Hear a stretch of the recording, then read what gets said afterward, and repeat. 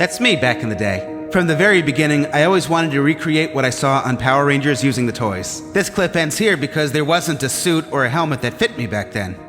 If I could have had stuff like this as a kid, I'm sure I would have flipped. Glad to have it now, though. But anyway, the other thing that I also loved doing back in the day was stop motion. And of course, I wanted sets for all the figures. So like these are 2x4s that I used for the command center and some old pieces of marble. That's a light bulb for the viewing globe. If I wanted special effects lighting, that was usually a thing I'd buy around Christmas time. That's where I would get Christmas lights and colored bulbs. But back then, the only way I could do fire was by using real fire and explosives. Don't try this at home. And while the things that I made were good enough, I really wanted like an actual Lord Zed throne so badly, and just general prop pieces for my videos.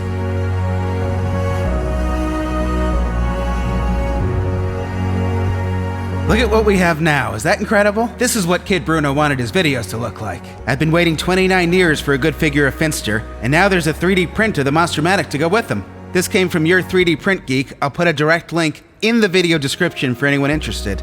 Back in the day, I would have loved to have seen a Monstermatic playset with 5-inch Finster figure included. That would have been awesome.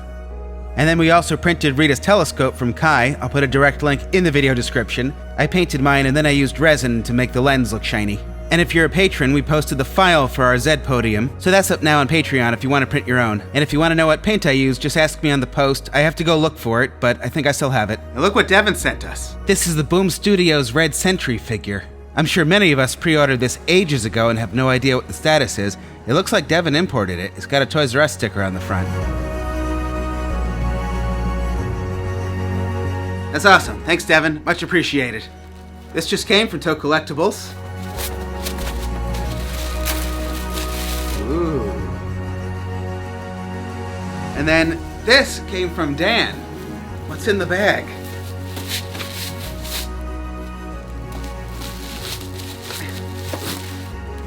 Look at that. Alright, so I'll have more Gokaiger stuff coming then. Oh, that's really incredible. Eh? I didn't know it came with a thing. Did you guys know this came with a book? I don't think I knew that. If I did, I forgot. That's really cool.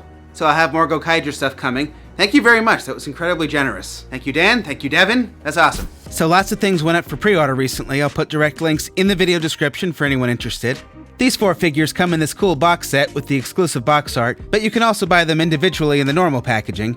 Unfortunately, I can't tell you if the Lunar Wolf is going to have silver boots or white boots or how many stripes in the exclusive set.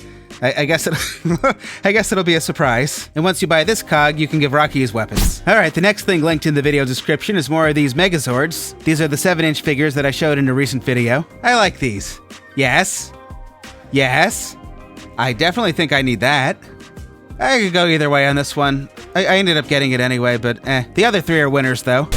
And then from Dino Fury, the Terror Freeze Megazord and the Mosa Razor Zord are up for pre-order at Entertainment Earth, but only if you want the T-Rex Zord too for whatever reason. I guess great if you need all 3. And finally, Red Ecliptor is also up for pre-order. He did appear in the series in just 1 episode towards the end, but it is a real thing. I was just going through some of my old animation footage from way back in the day. It's pretty fun. It's crazy how much the technology has changed since I was a kid. No phones, no computers, so no editing software, just an old VHS camera, but I really had fun doing these. I want you guys to meet Saba, I always love seeing things break and come back together, or melt, or morph. They did a lot of things in the original Power Rangers movie that I just thought were very satisfying. I really wish they had made Ooze-Men figures. You can see I tried to make the dinosaur from the forest in the first movie. You can probably tell I was a little obsessed with that movie when it came out.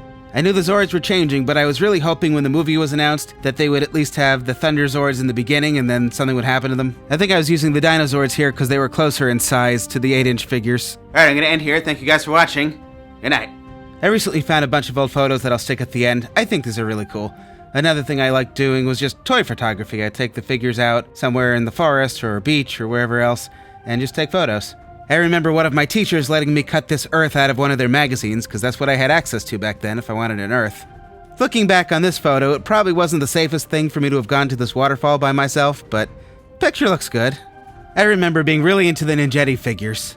It's a pretty cool collection. I was really excited for the Alien Rangers though, because I really wanted a suit change. I was so happy to finally see some new Rangers. I really liked that Power Rangers was an American show and a Japanese show, and they would cut to Japanese footage throughout the episodes. And I did miss that in Season 3 and Season 2 as well, you know, minus the Zord battles.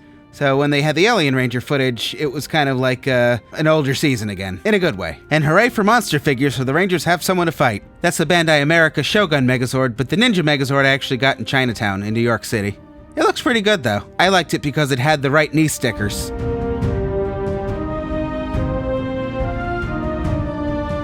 For a while, the bike figures were always my favorite figures. I just thought they looked the most screen accurate.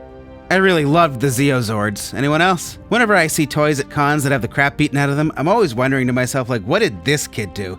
Because I loaded mine up with explosives, threw them off rocks, put them underwater, and they're sparkling on my shelf today like nothing ever happened. So I'd kind of be interested to know how some of the damage I've seen was achieved. I remember taking the Lost Galaxy figures to the beach. I think I went there at around 4 o'clock in the morning and waited for the sun to rise.